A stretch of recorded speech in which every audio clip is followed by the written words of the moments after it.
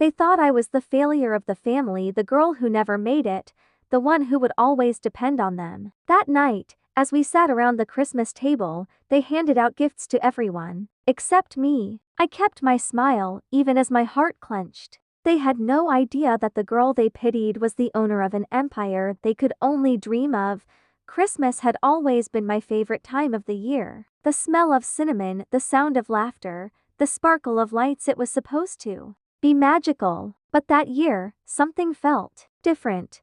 I walked into my parents' house, my hands carrying a bottle of wine I had picked out carefully, knowing my father's taste. Everyone was already there: my older brother, David, with his new luxury watch; my sister, Clara, dressed in designer clothes and flashing an engagement ring big enough to blind.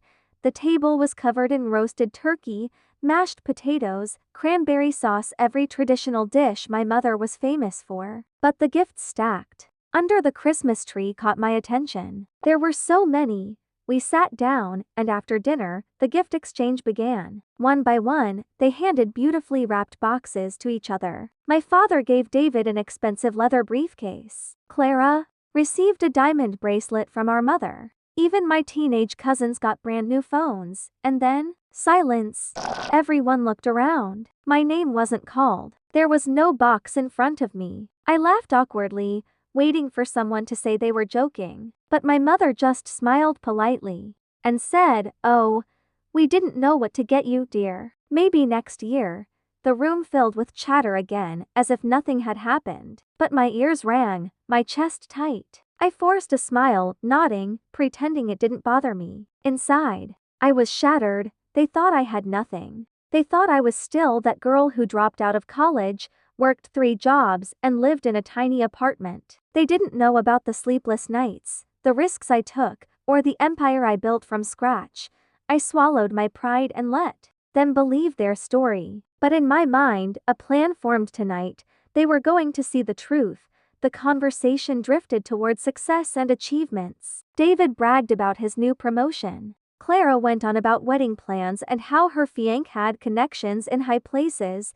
Then my father turned to me, his voice almost pitying. "And what about you, sweetheart? Still figuring things out?" I set my wine glass down slowly, the crystal making a sharp sound against the table. My heart pounded, but my voice was calm. "Actually," I said, "I've been busy running my companies."